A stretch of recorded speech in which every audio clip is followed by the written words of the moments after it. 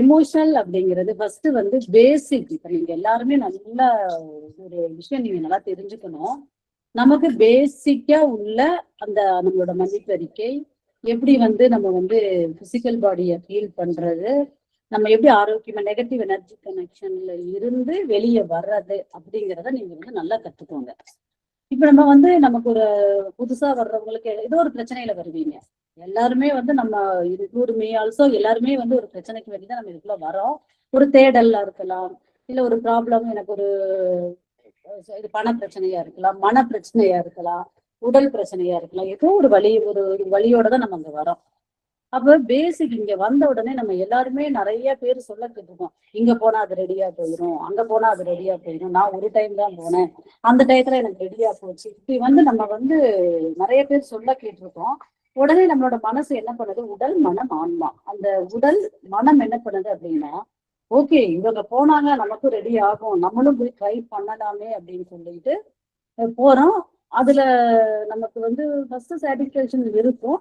கொஞ்ச நாள் ஆகும்போது மறுபடியும் பேக் டு அதே நம்ம எந்த பொசிஷன்ல இருந்து நம்ம அந்த இடத்துக்கு வந்தோமோ அதே நிலைமைக்கு நம்ம போயிடுவோம். அப்ப எதுக்கு இதுக்கு என்ன ரீசன் அப்படின்னா, நமக்கு வந்து சரியான புரிதல் இல்லையா, இல்ல கரெக்டா சொல்லி கொடுக்கலையா, நம்ம அந்த அந்த ரிசர்ச் எல்லாம் நம்ம பண்ண வேண்டாம்.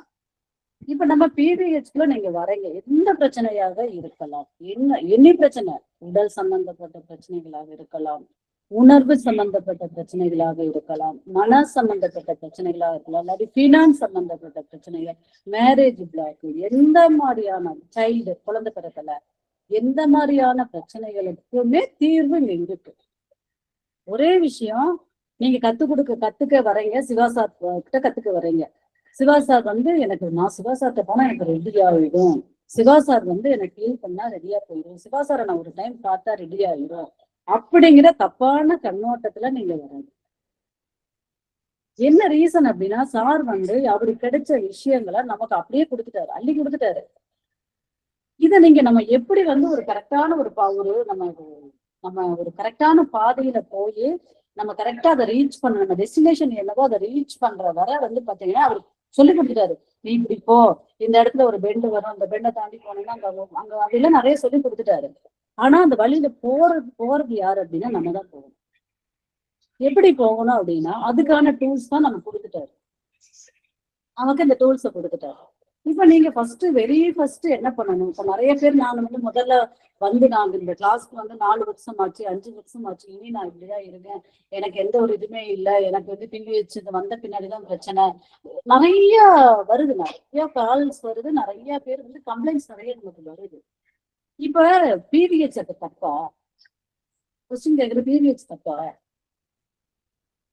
இல்ல நம்ம தப்பா? இப்ப என்ன அப்படின்னா நல்லா ஒண்ணு புரிஞ்சுக்கோங்க, இந்த விஷயம் நம்ம ஒவ்வொருத்தவங்களும் ஒவ்வொரு ஈச் அண்ட் எவ்ரி பர்சன் ஒவ்வொருத்தவங்களும் நம்மளோட கர்மாவை பேலன்ஸ் பண்றதுக்கு தான் நம்ம இங்க வந்திருக்கோம், இந்த பிறப்பெடுத்திருக்கோம். இதை ஃபர்ஸ்ட் நீங்க ஆழமா நம்பணும். ஓகே, இன்னைக்கு எனக்கு ஒரு கஷ்டமான ஒரு புருஷன் கிடைச்சிட்டாரு, என்னை ரொம்ப அலக்களிக்கிறாரு, என்னை ரொம்ப துன்பப்படுத்துறாரு, என்னை ரொம்ப வருத்தப்படுத்துறாரு, என்னால முடியவே இல்லை, எதுக்குடா இந்த லைஃப் அப்படி சொல்லி நம்ம வந்து டெய்லி நிறைய லேடிஸ் நம்ம வந்து ரொம்ப நிறைய பேர் சொல்றாங்க, என் புருஷன் இப்படி இருக்காரு, என் புருஷன் அப்படி ஒரு ஆள் கூட இருக்காங்க, இப்படி இருக்காங்க, எனக்கு வந்து இதை தேடுறதுக்கு வேண்டி நான் எங்கெங்கயோ நான் போறேன், இதுல இருந்து வெளியே கொண்டு வர்றதுக்கு நான் எங்கெல்லாமோ போறேன் அப்படின்னு சொல்லிட்டு ஒவ்வொருத்தவங்க ஒவ்வொரு பிரச்சனைகளை கொண்டு வராங்க. இந்த பிரச்சனைகள்லாம் வந்து நம்ம என்ன நினைக்கிறோம், எனக்கு மட்டும்தான் இந்த பிரச்சனைக்கெல்லாம் காரணம் வந்து நம்ம மத்தவங்களை நம்ம அப்படியே சொல்லிட்டு, என் புருஷன் கல்யாணம் பண்ணனாலதான், எங்க அப்பா அம்மா இவரை கல்யாணம் பண்ணி கொடுத்தனாலதான், இல்ல நான் லவ் பண்ணி கல்யாணம் பண்ணனாலதான், எங்க அப்பா அம்மா பேச்ச கேட்காம நான் கல்யாணம் பண்ணனாலதான் நான் இந்த மாதிரியான ஒரு பிரச்சனைய வந்து நான் ஃபேஸ் பண்ணுறேன் அப்படி சொல்லி நம்ம புலம்புறோம். யார சொல்றோம், நம்ம வந்து நம்ம ஃபேமிலி மெம்பர்ஸையும் நம்ம அப்படிதான் பேசிட்டு இருக்கோம். அதே மாதிரிதான் இப்ப நம்ம சொல்லிட்டு இருக்கோம்.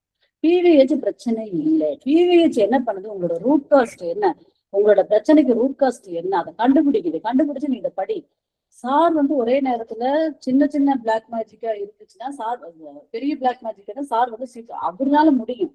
நம்ம வந்து நம்மளால அப்படி முடியாது. நம்மளால வந்து நமக்கு சார் வந்து சில புரோட்டோகால் கொடுத்துருக்காரு. அதை தான் நம்ம ஃபாலோ பண்றோம். அப்ப அதை தான் நாங்க சொல்லி கொடுக்குறோம். அப்ப சொல்லி கொடுக்கறத நீங்க வந்து கரெக்டா நீங்க அந்த வழிமுறை கரெக்டா நீங்க கிளாஸ்க்கு வரீங்க, ஒரு வாரம் வரீங்க, வந்த உடனே ஒரு நம்ம வந்து ஒரு ஃபீல் பண்ண சொல்றாங்க, பிளாக் மேஜிக்ல உட்காடுறோம், ரிமூவ் பண்ணிடுறோம், ரிமூவலுக்கு பின்னாடி ஃபீல் பண்றோம், அவங்களுக்கு ரெடி ஆயிடுது, அவங்க போயிடுறாங்க.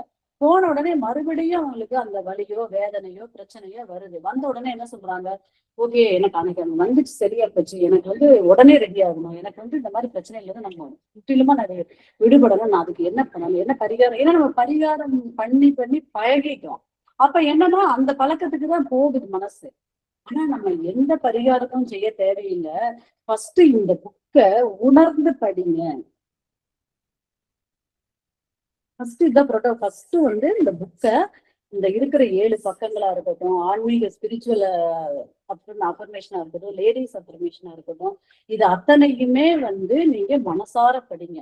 அதுலயும் ரொம்ப எளிமை பண்ணிட்டாரு. 150 லெவல் பிளாக் மேஜிக் இந்த புக்கை படிச்சா ரிமூவ் ஆகும். இதுக்கு மேல எளிமையா யாருமே கொடுக்க மாட்டாங்க. ஆனா நம்ம படிக்க மாட்டோம். நம்ம என்ன பண்றோம், எடுத்தோம்னா ஃபர்ஸ்ட் பேஜ் என்ன மேடம் 9 நாள் 3 டைம் படிக்கணுமா, ஃபர்ஸ்ட் கொஸ்டின்.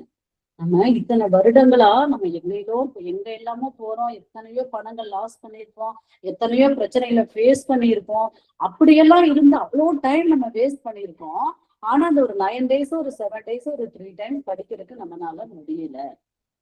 அதுக்கு நம்ம ரீசன் என்ன டைம் படிக்கணும். இப்போ அழகா ஹேமா மேடம் சொன்னாங்க, நீ பேப்பர் நம்ம வந்து உங்களுக்கு வந்து ரெஸ்ட் ரூம் போய் தான் அங்கதான் போய் டைம் இருக்குன்னா அங்க கூட போய் படிக்கணும். இதுக்கு எந்த ரெஸ்ட்ரிக்டும் இல்லை. ரெஸ்ட் ரூம்ல போய் 5 minutes உட்கார்ற ஒரு பழக்கம் இருந்துச்சு. பேப்பர் கொண்டு போய் படிக்கிறவங்க எல்லாம் சில பேர் இருக்காங்க. அந்த இடத்துல கூட நீங்க போய் படிக்கலாம். இதுக்கு மீறி எளிமை எதுவுமே இல்லை. அடுத்து இந்த மணிப்பெருக்கையை படிக்கும் போது மனசார படிங்க, ஆத்மார்த்தையே படிங்க. இவருக்கு இந்த பிரச்சனை என்னன்னா நம்ம குழம்பி குழம்பி குழம்பி குழம்பி இனி பிரச்சனையை வந்து அதிகப்படுத்திக்கிறோம்.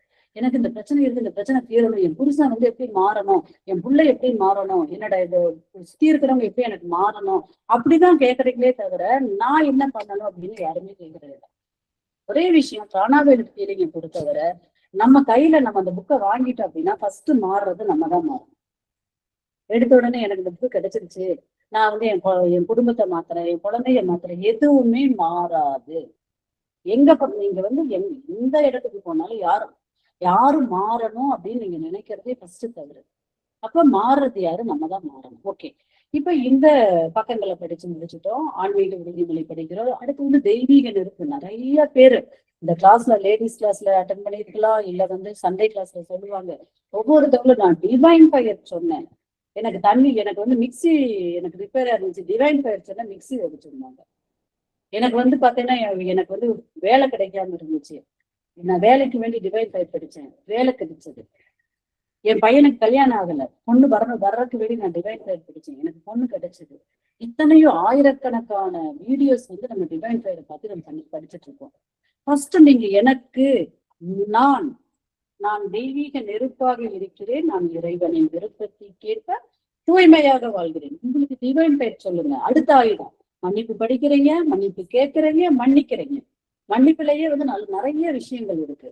மன்னிப்பு ஆத்மார்த்தியா கேட்கணும், ஆழமா கேட்கணும். நீங்க ஒரு ஆளை வந்து 100% மன்னிச்சுட்டீங்க அப்படின்னா அந்த பர்சனை அடுத்த டைம் பார்க்கும்போது உங்களுக்கு கோபம் வராது, வெறுப்பு வராது. ஓகே, அந்த ஒரு மனநிலை வந்துடும்.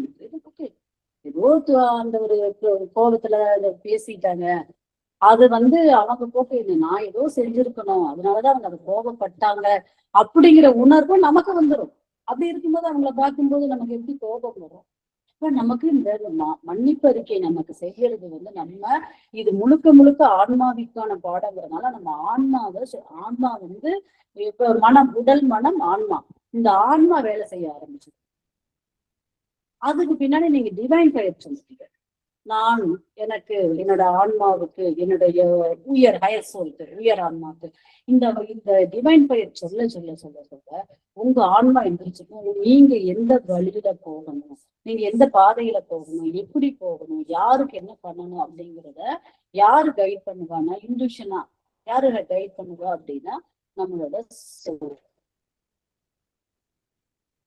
Negative energy. சரி, ஓகே, இது நான் இதெல்லாம் படிக்கிறேன் மேடம், நான் எல்லா சாரோட கிளாஸ்லயும் நான் உட்கார்றேன் மேடம், சாரோட பிளஸ்ஸிங்லயும் நான் உட்கார்றேன், இருந்தாலும் எனக்கு வலி இருக்குது. அப்ப தேடுங்க, நம்ம கிட்ட ஏதோ தவறு இருக்கு. இல்ல இது ஒரு என்னோட கர்மாவா, இந்த வலியும் வேதனையும் நான் அனுபவிக்கணும் அப்படிங்கிறது என்னோட கர்மாவா, இந்த கர்மாவை நான் ஏத்துக்கிறேன்னு நீங்க அந்த அக்செப்டன்ஸ் கொடுங்க. இதுதான் இமோஷனல் ஃப்ரீடம். நான் என்னை ஆழமாகவும் முழுமையாகவும் சுய நினைவுடன், இனி ஒரு வார்த்தை எக்ஸ்ட்ரா நாங்க போடுவோம், என்னை நானே ஏற்றுக்கொள்ள, என்னைனாலும் நான் தான், ஆனால் நான் தான், என்னை நானே ஏற்றுக்கொள்கிறேன். நான் இவ்வாறு இருக்க காரணமான இறைவனுக்கு நன்றி. யாருக்கு நன்றி? கடவுளுக்கு. கடவுளுக்கு தெரியும் நம்ம குழந்தைக்கு என்ன கொடுக்கணும், எந்த மாதிரி கர்மாவை. அது வேடிக்கை போக்குன்னா, கடவுள் உனக்கு கண்ணே இல்லையா, நான் இவ்வளவு கஷ்டப்படுறேனே, நான் இதை நீ பார்க்க மாட்டேயா அப்படின்னு சொல்லி கடவுள் வேடிக்கை பார்க்கல, உன் கர்மாவை பேலன்ஸ் பண்ற ஹெல்ப் பண்றாரு. அந்த கஷ்டத்தை அனுபவிச்சுதான் நீங்க அந்த கர்மால இருந்து வெளியே வரணும் அப்படிங்கறதுதான் அதுக்கு வேண்டிதான் அனுப்பி இருக்காரு. அப்படி இருக்கும்போது அவர் எப்படி ஹெல்ப் பண்ணுவாரு? அப்ப இந்த கர்மாவை நீங்க மிச்சப்படுத்துறதுக்கு வேண்டி, இந்த கர்மால இருந்து எஸ்கேப் ஆகிறதுக்கு வேண்டி நீங்க எஸ்கேப் ஆனீங்கன்னா, இந்த இது அப்படியே வெயிட் பண்ணும்.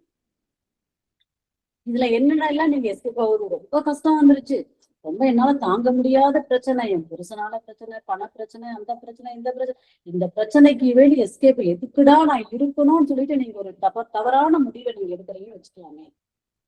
ஒரு தவறான முடிவு எடுக்கிறீங்க. எடுத்தீங்கன்னா என்ன பண்ண போற கடவுள்? வேகமா ஒரு பிறப்பை கொடுத்துருங்க.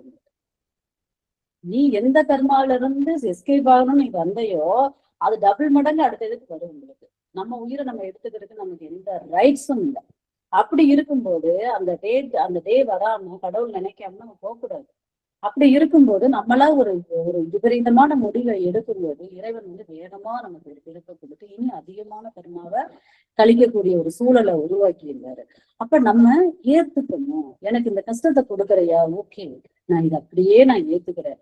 ஏன் எனக்கு என் புருஷனால இவ்வளோ பிரச்சனைகள் வருது, வேதனைகள் வருது, நான் என்னால என்னால நிம்மதியாவே இருக்க முடியல, எனக்கு ஏண்டா கடவுளே அப்படின்னு சொல்றதுக்கு பதிலா, இறைவா இந்த பிறப்புல அவரை எனக்கு ஒரு கணவனா கொடுத்து, ஏன்னா அதிகமான கர்மாவை பேலன்ஸ் பண்றது கணவன் மனைவிக்கும், மனைவி கணவனுக்கும் தான்.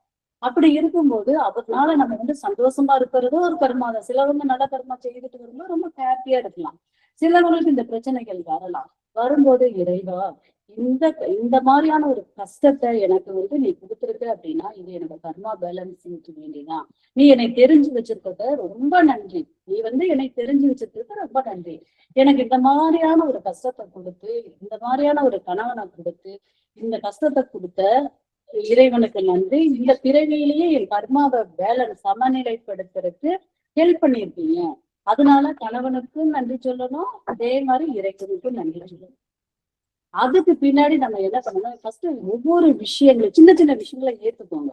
இன்னைக்கு எங்க அக்கா சரியில்லையா, என் அக்கா பாரு எப்ப பார்த்தாலும் எனக்கு பிரச்சனை பண்ணிக்கிட்டே இருக்கிறா, நான் நல்லா இருக்கிறத அவளுக்கு பிடிக்க மாட்டேங்குது, அவள் பொறாமப்படுறா, இந்த மாதிரியான உணர்வுகள், அவளை பத்தி ஒரு தப்பான உணர்வுகளுக்கு பதில், ஓகே, இந்த மாதிரி ஒரு பிரச்சனைய அடுத்தவங்க பார்த்து பொறாமப்படுறது, அடுத்தவங்க நல்லா இருந்தா நமக்கு நம்மளால அதை ஏத்துக்க முடியாம இருக்கிறது, இந்த மாதிரி உணர்வுகளை எல்லாம் நான் எப்பவோ யாருக்கோ கொடுத்துருக்கணும். அதனாலதான் இறைவன் எனக்கு இப்படி ஒரு அக்காவை கொடுத்து எனக்கு அந்த கர்மாவை பேலன்ஸ் பண்ண வைக்கிறாரு. ஏன்னா அவங்க பொறாமப்படும் போது நம்ம ரொம்ப வருத்தப்படுறோம், இந்த வருத்தத்தை கொடுத்து என்னைய பேலன்ஸ் பண்ண வச்சுட்டாரு. இப்படி ஒவ்வொரு விஷயத்துக்கும், வேலை கிடைக்கலையா, கம்பெனியில வேலை செய்யற இடத்துல ஒரு பிரச்சனை வருதா, நம்ம என்ன பண்றோம், அழகா பணம் மாசம் ஆச்சுன்னா நமக்கு வேலைக்கு போறது இல்ல, அந்த 30 நாள் ஆச்சுன்னா நமக்கு ஒரு பண வருமானம் வருது. நம்ம என்ன சொல்றோம், ஒரு நாள் ஒரு வேலை வாங்குறாரு, ஒரு நாள் திட்டாரு, உடனே நம்ம என்ன பண்றோம், ஐயோ அந்த ஓனரே சரியில்லை, அந்த ஓனரே சரியில்லை, அவர் ரொம்ப வேலை வாங்குறாரு, அது இல்லாம எனக்கு எல்லாம் வீட்டுக்கு முன்னாடி திட்டாரு, அவர்னால நம்ம 10 வருஷம் 15 வருஷம் நிறைய விஷயங்கள் அவரால் நமக்கு நடந்திருக்கு, நம்ம இப்படி இருக்கிறதுக்கு காரணமானவர் அவருதான்.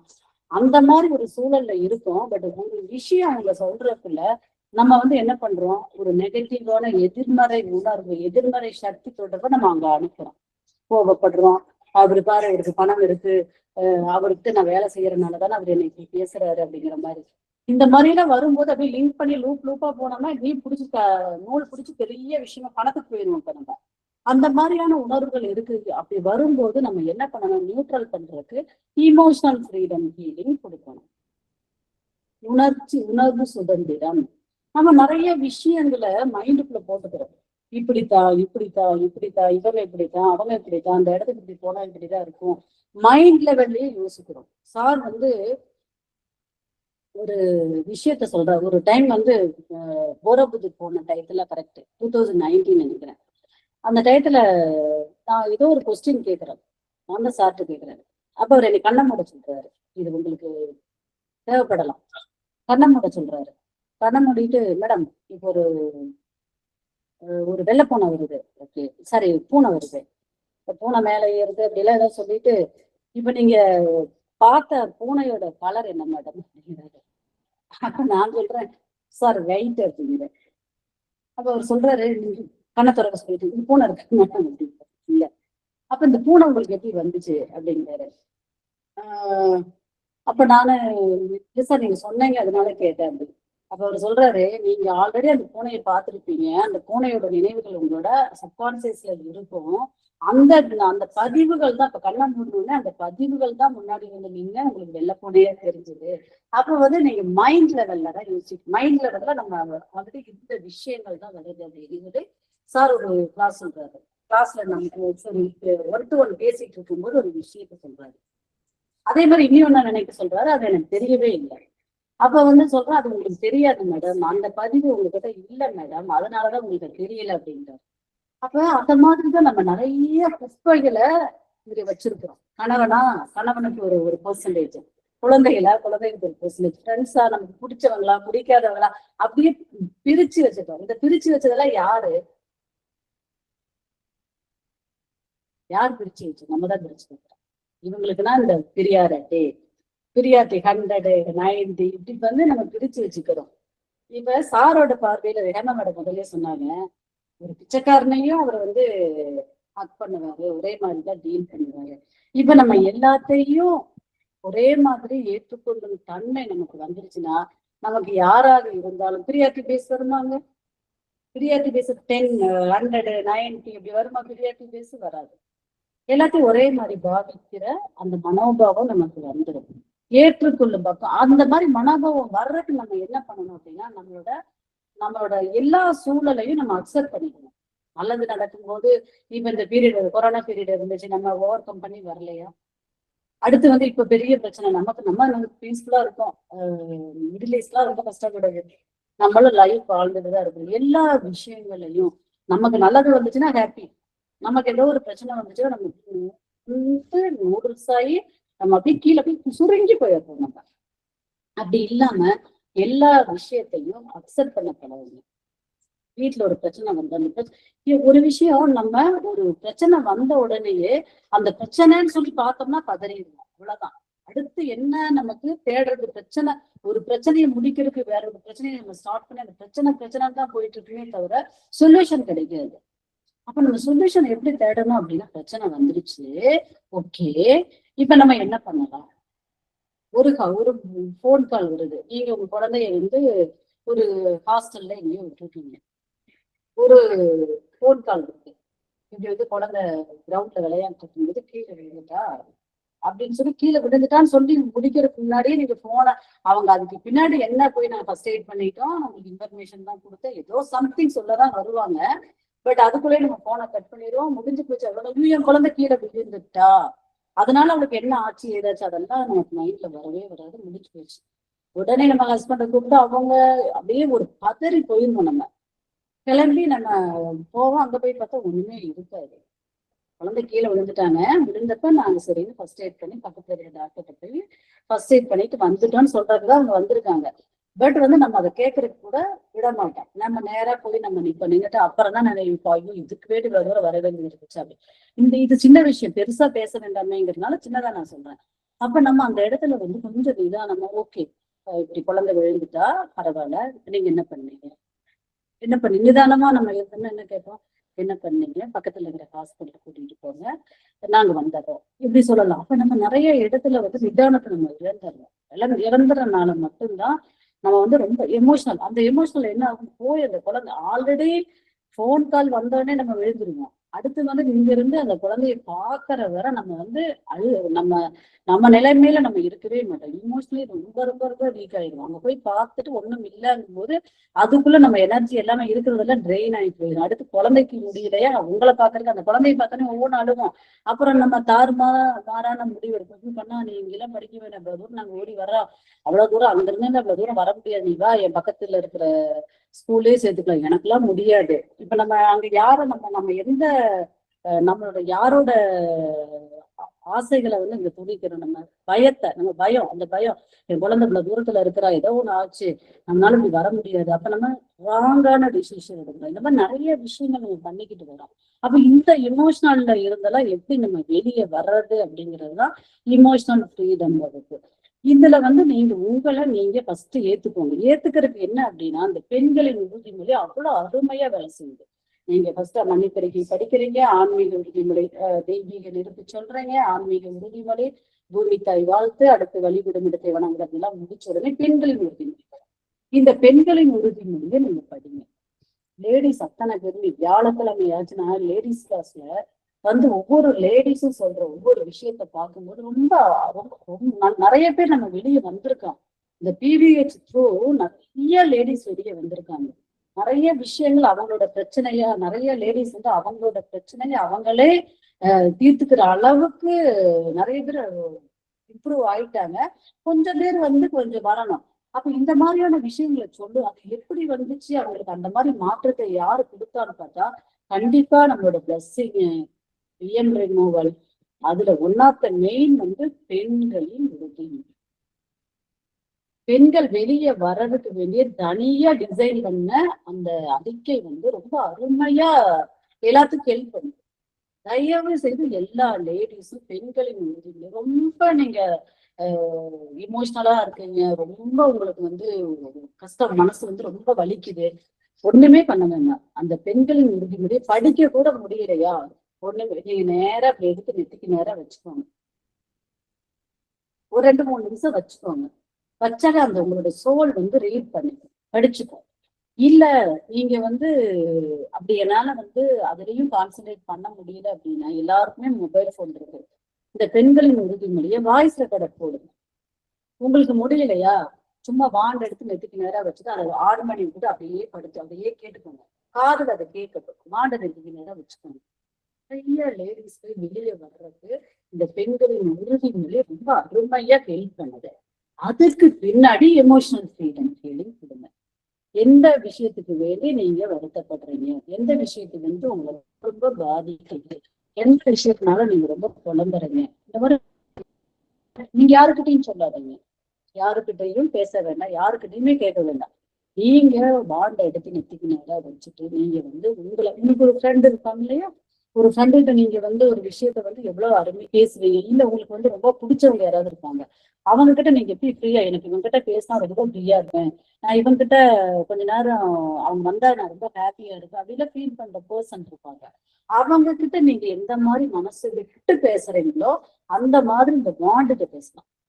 கதவை அடைச்சுக்கிட்டு நீங்க வந்து ஒண்ணுமே கதவை அடைச்சு இந்த பாண்டு கிட்ட கால அழுதுக்கோங்க, இல்ல வந்து உங்களோட எமோஷனல் கிட்ட வெளிப்படுத்துங்க. எது வேணாலும் நமக்கு ஒரு ஃப்ரெண்ட் மாதிரி நினைக்கலாம். இது பெண்களுக்கு மட்டுமல்ல, ஆண்களும் பண்ணலாம். பேசுங்க.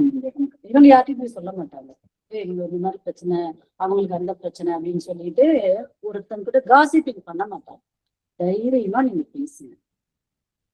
இமோஷனல் ஃப்ரீடம் கொடுங்க. என்னை யாராவது நெத்திக்கு நேரா வைங்க ஃபர்ஸ்ட்ல வச்சுக்கிட்டு, நீங்க உங்க பிரச்சனை எதுவாக இருக்கட்டும், அந்த பிரச்சனைக்கு முன்னாடி என்னை ஆழமாகவும் முழுமையாகவும் சுய நினைவுடன் என்னை நானே ஏற்றுக்கொள்கிறேன். நான் வந்து இப்படி ஒரு கஷ்டத்தை நான் அனுபவிக்கிறேன், இந்த மாதிரியான ஒரு பிரச்சனை, என் குடும்பத்துல ஒரு பிரச்சனை நடக்குது, இந்த பிரச்சனை என்னை ரொம்ப கஷ்டப்படுத்துது, நான் இதுல இருந்து வெளியே வர்றதுக்கு வந்து நான் ரொம்ப கஷ்டப்படுறேன், என்னை ஆழமாகவும் முழுமையாகவும் சுய நினைவுடன் ஏற்றுக்கிறேன். எனக்கு இப்படி ஒரு கஷ்டம் வருதுன்னா ஏதோ ஒரு விதத்துல நான் காரணமா இருப்பேன், இதை நான் ஆழமாகவும் முழுமையாகவும் சுய நினைவுடன் ஏற்றுக்கொள்கிறேன். என்ன பண்றது, என் கணவன் எனக்கு ரொம்ப முக்கியம், அவர் கணவன் தான் நிறைய விஷயங்கள் வந்து எனக்கு நான் இப்படி இருக்கேன்னா அது காரணம் அவருதான், அவரை வந்து நான் அப்படியே நான் ஏத்துக்கிறேன், நல்லதோ கெட்டதோ நான் அப்படியே ஏத்துக்கிறேன். என்ன பண்றது, இந்த மாதிரி கஷ்டம் அவருக்கு எனக்கு கொடுக்குறாரு அப்படின்னா அந்த மாதிரி கஷ்டத்தை வேற யாருக்கும் எந்த பிறப்புலையும் நான் கொடுத்துருக்கணும். அதனாலதான் எனக்கு இந்த மாதிரியான ஒரு கஷ்டம் வந்துருச்சு. இதை நான் ஆழமாகவும் முழுமையாகவும் சுய நினைவுடன் என்னை நானே ஏற்றுக்கொள்கிறேன். கடவுளே, இந்த பிறப்புலையே எனக்கு இந்த என் கர்மாவை எல்லாம் பேலன்ஸ் பண்ணி உங்ககிட்ட வர்றதுக்கான உன்னோட தெய்வீக திட்டத்தை நான் ஏற்றுக்கொள்கிறேன். எனக்கு இந்த கஷ்டத்தை கொடுத்த கணவனுக்கு நன்றி. இந்த கஷ்டத்தை எனக்கு இந்த மாதிரி ஒரு கணவனை கொடுத்து என்னை கர்மா பேலன்ஸ் பண்ண வச்ச இறைவனுக்கும் நன்றி அப்படி சொல்லிட்டு சக்திக்கோட உங்க சக்தி உடல் பக்கத்துல வச்சுக்கோங்க. இது பரு உடல், இது எனர்ஜி பாடி, நம்மளோட எனர்ஜி பாடியில வச்சுட்டு சக்திக்கோடு எவ்வளவு சக்தி தேவைப்படுதோ அவ்வளவு சக்தி கொடுத்து என்னோட ஆறால இருக்கிற ஆறால எத்தனை உடல் இருக்கு? சக்தி உடல், உணர்வு உடல், மன உடல் இருக்கு, ஆன்மீக உடல் இருக்கு. நம்ம அதெல்லாம் வேற சக்தி உடல், உணர்வு உடல், மன உடல்ல இருக்கிற என்னோட கணவரோட, நம்ம யாரை பத்தி பேசுறோமோ, இது நான் எக்ஸாம்பிளுக்கு கணவரை கூப்பிட்டுருக்கேன், நீங்க யாரு வேணாலும் கூப்பிட்டுக்கலாம். கணவர் பத்தின எதிர்மறை சக்தி எதிர்மறை உணர்வுகள் அவர்கிட்ட இருந்து எனக்கு வந்தாலோ, அப்ப நம்ம கணவனை எப்ப பார்த்தாலும் அது இப்படி பண்றாரு அப்படி பண்றாரு ஒரு எனர்ஜி கொடுத்துட்டு இருக்கிறோம். அப்ப நம்ம கிட்ட இருந்து அவருக்கு கணவருக்கு போகலையா உணர்வுகள், எதிர்மறை சக்தி தொடர்புகள் போகலையா? போகும். அப்ப என்கிட்ட இருந்து அவருக்கு போற சக்தி எதிர்மறை சக்தி தொடர்புகளோ, அவருக்கு இருந்து எனக்கு வர்ற சக்தி தொடர்புகளையும் அவரை பத்தின நம்ம என்ன ஓட்டங்கள்ல மனசுக்குள்ள போட்டிருக்கோம் இல்லைங்களா, யாரால் இருக்கிற அவரை பத்தின அத்தனை எதிர்மறை சக்தி உணர்வுகளையும் கரைச்சி எரிச்சு பொசுக்கி சாம்பலாக்கி 2 3 ஸ்டாப் 1 2 3 1 2 3 ஸ்டாப் 1 2 இப்படி பண்ண பண்ண பண்ண பண்ண உங்களுக்கு அடுத்து ரொம்ப ஒரு 100% வெறுப்புல இருக்கீங்க. ஃபார் எக்ஸாம்பிளுக்கு ஹஸ்பண்ட் தான் நம்ம யாரையும் ஒன்றும் சொல்ல மாட்டாங்க, அவர் இழத்திருக்கோம் ஹஸ்பண்ட். அப்ப அவரை பத்தின ஒரு 100% ஒரு எனர்ஜி நமக்கு ஒரு பயம் அந்த மாதிரி எல்லாம் இருக்கும். அப்படி இருக்கிறது அப்படியே கொஞ்சம் கொஞ்சமா குறையும், கொஞ்சம் கொஞ்சமா குறையும், கொஞ்சம் கொஞ்சமா, அப்புறம் லாஸ்ட்ல அப்பா அப்படிங்கிற லெவலுக்கு நம்ம வந்துருவோம். அப்பதான் புரியும், அப்ப நம்ம எவ்வளவு எனர்ஜி கனெக்ஷன் நம்ம கிட்ட இருந்திருக்கு. அவரை பத்தின அப்பா ஐயோ என் வீட்டுக்காரர் இப்படிதான், இது யார் ப்ரோக்ராம் பண்றது? என் ஹஸ்பண்ட் இப்படிதான், என் பொண்ணு இப்படிதான், என் பிள்ளை இப்படிதான், என்னோட சுத்தி இருக்கிறவங்க இப்படிதான் அப்படின்னு யாரு ப்ரோக்ராம் பண்றது? மைண்டு. நம்ம அது நம்ம பதிஞ்சு வச்சிருக்கோம். அந்த எமோஷனல் ஃப்ரீடம்ல சொல்லுவாங்க பிளசிபோ எஃபெக்ட், நோசிபோ எஃபெக்ட் அப்படின்னு சொல்லுவாங்க. பிளசிபோ எஃபெக்ட் அப்படிங்கிறது எனக்கு ஒரு அசைக்க முடியாத ஒரு நம்பிக்கை தெரியுமா. ஒரு ஒரு எக்ஸாம்பிள் சொல்றேன் பாருங்க. ஒருத்தருக்கு ரொம்ப உடம்புக்கு முடியல, டாக்டர் பையங்கெல்லாம் சொல்றாங்க அப்பா உங்களுக்கு ஒண்ணுமே இல்லை, நீ நல்லாதான்ப்பா இருக்க அப்படின்னு சொல்லிட்டு சொல்றாங்க. இல்லப்பா எனக்கு ரொம்ப உடம்பெல்லாம் ரொம்ப படுத்துது, எனக்கு அந்த டாக்டர்கிட்ட போய் ஒரே ஒரு மாத்திரை அவர் கொடுப்பாரு, அந்த மாத்திரையை நான் சாப்பிட்டேன்னா எனக்கு ரெடி ஆயிடும் அப்படின்னு சொல்லி அந்த வயசானவர் சொல்றாரு. அப்ப பையன் எவ்வளவு சொல்லியுமே அப்பா உனக்கு ஒண்ணுமே இல்லைன்னு சொல்லி அவர் கன்வின்ஸ் ஆகவே இல்லை. உடனே அவரை அந்த டாக்டர்கிட்ட கூட்டிட்டு போறாங்க. கூட்டிட்டு போன உடனே டாக்டர் கரெக்டா அவருக்கு கிளினிக் கூட்டிட்டு வெளியே வந்துட்டாரு. கார் சாவி எடுத்து கார் ஓப்பன் பண்ண வர்றாரு. அப்பதான் இவங்க போறாங்க. போன உடனே அவர் சொல்றாரு அப்பாவுக்கு ஒண்ணுமே இல்லை, இங்க பையன் கூட்டிட்டு போன பையன் சொல்றான் அப்பாவுக்கு ஒண்ணும் இல்லை, ஆனா அப்பா உங்களை பார்த்தே ஆகணுங்கிறாரு அப்படின்னு சொன்ன உடனே ஐயோ கிளினிக் எல்லாம் கூட்டிட்டேன், சரி பரவாயில்ல நான் மாத்திரை கொடுக்குறேன்னு சொல்லிட்டு ஒரு பேக்கெட்ல ஒரு பொருளை எடுத்து கையில அவரு மாத்திரையை கையில கொடுத்துட்டு இதை உங்க நாக்கு கடியில வச்சுக்கோங்க, 1 hour கழிச்சு நீங்க அதை துப்பிடுங்க அப்படின்னு சொல்லி சொல்றாரு. இவரும் வாங்கி அதை நாக்கில வச்சுக்கிறாரு. வச்சுட்டு 1 hour கழிச்ச உடனே அவருக்கு ரெடி ஆயிடுச்சு. அவர் சொல்றாரு அப்பா பார்த்தையா அவர் சொன்ன அந்த மாத்திரையை வாங்கி நான் வாயில போட்ட உடனேதான் எனக்கு ரெடி ஆச்சு அப்படின்னு சொல்லி அவர் சொல்றாரு. நல்லா புரிஞ்சுக்கோங்க. இப்ப அந்த டாக்டர் என்ன கொடுத்தாரு அப்படின்னா, அவர்கிட்ட ஒண்ணுமே இல்லை, இறங்கி வந்தோடனே இப்படி பேக்கெட்ல கையை விட்டு அவரோட கோட்டோட பட்டன் எடுத்து கையில கொடுக்குறாரு. அதை அந்த பெரியவர் வாங்கி நாக்கு கடியில வச்சு அதை 1 hour கழிச்சு துப்ப சொல்லிட்டாரு இல்லையா, பண்ணிட்டாங்க. இப்ப இதுக்கு என்ன காரணம்? இந்த மாதிரி இது நான் ஒரு கதையா சொல்றேன். இந்த மாதிரி நிறைய பீப்புள்ஸ் இப்படித்தான் இது பாத்தீங்கன்னா மைண்ட் லெவல்ல மட்டும்தான் நம்ம யோசிச்சுட்டு இருக்கிறோம். அவங்களுக்கு அந்த பிளசிபோ எஃபெக்ட் எனக்கு இப்படிதான், நீங்க போனாதான் ரெடி ஆகும், எனக்கு இப்படி இருந்தாதான் காலையில எழுந்திரிச்சு நான் ஒரு காஃபி குடிச்சாதான் எனக்கு பொழுதே விடியும் அப்படி நம்ம எத்தனை பேர் இருக்கணும். இந்த மாதிரி நிறைய விஷயங்கள் நம்ம ப்ரோக்ராம் பண்ணி வச்சுட்டோம். நியூரோ லிங்குவிஸ்டிக் ப்ரோக்ராமிங், NLP அப்படி சார் சொல்லி கொடுத்தது, புதுசாக நான் எதுவுமே பேசல.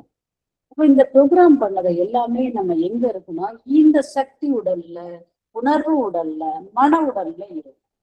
சக்தி உடல்ல வந்து என்னென்ன மாதிரியான உணர்வுகள் இருக்கும், இந்த மாதிரியான பதிவுகள் இருக்கும் அப்படின்னா, நம்ம பரு உடல்ல இருக்கிற நம்மளோட ஸ்தூல பாடியில இருக்கிற உறுப்புகள் சம்பந்தமா, சக்கரங்கள் சம்பந்தமா ஏதாவது பிரச்சனைகள் இருக்குன்னா அதெல்லாம் வந்து நம்ம அந்த வார்டு வச்சு சக்தி உடல்ல வச்சு செக் பண்ணிக்கலாம். உணர்வு உடல்ல இப்ப நான் சொன்ன இமோஷனல் அத்தனையுமே இருக்கு.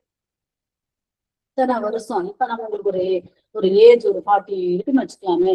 இந்த ஒரு வயசு நம்ம பிறந்ததுல இருந்து பாஸ்டேட்ல இருந்தே இருக்கும். அதுல இருந்து 1 to 40 இயர்ஸ் சின்ன வயசுல உங்களுக்கு ஞாபகம் எல்லாம் இருக்காது. ஆனா சில சைல்ட்ஹுட் டிராமாஸ், சில சின்ன சில விஷயங்கள் குழந்தைங்க தான் வந்து ஒரு கல்யாணத்தை பார்த்தா பயப்படும். கல்யாணம் ஏன்டா என் பொண்ணு வந்து கல்யாணத்துக்கு கூட ஒத்துக்கவே மாட்றா அப்படின்னு சொல்லி நிறைய பேரண்ட்ஸ் வந்து கம்ப்ளைண்ட் கேட்கிறாங்க. என்னன்னு பார்த்தா அந்த சைல்ட்ஹுட் ட்ராமா சில விஷயங்கள் அது பாதிக்கப்பட்டிருக்கும்.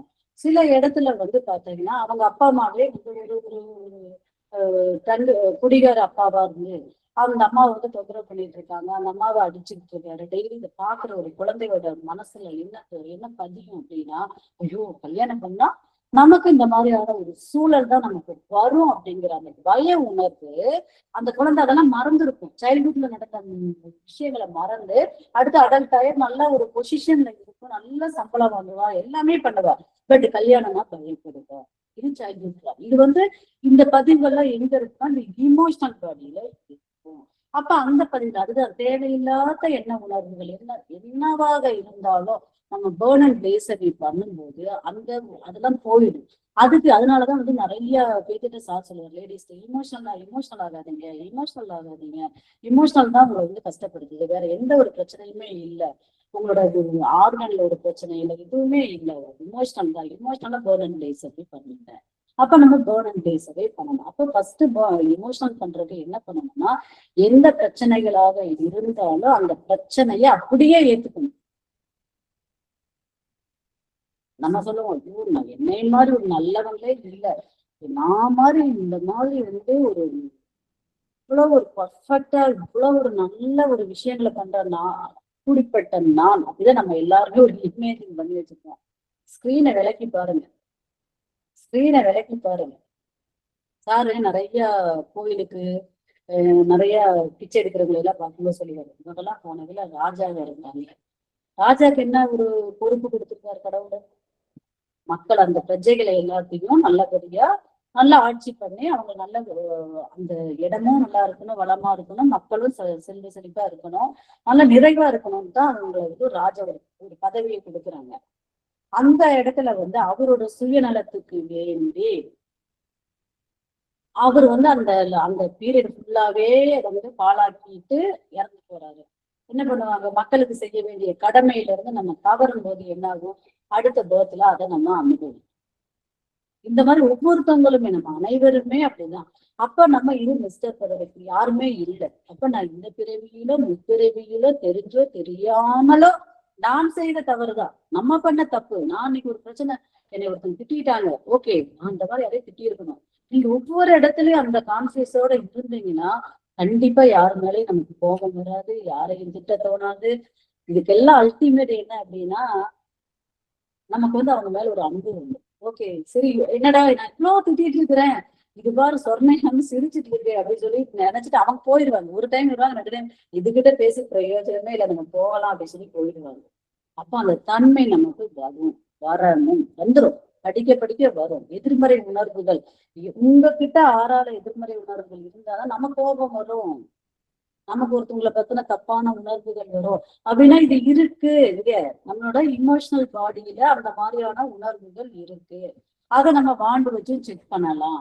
இல்ல வந்து நம்ம வந்து வானமன் சாரி மேடம் காமிச்சாங்க. அது வந்து இப்ப வந்து நிறைய பேர் வந்து சில தாட் லெவல் மைண்ட் லெவல்ல யோசிக்கும் போது சார் மாதிரி பண்ண முடியாது. நீங்க மேக்சிமம் வந்து பாண்ட் வச்சு நீங்க பண்ணலாம். இல்ல நீங்க அந்த டெய்லி நீங்க வந்து டெய்லி பிளஸ்ஸிங் கொடுக்கும்போது எதிர்மறை உணர்வுகளை சமன்படுத்தும் அறிக்கை அப்படின்னு சொல்லி ஒரு அறிக்கை இந்த லாஸ்ட்ல 27ஆவது பக்கத்துல இருக்கு.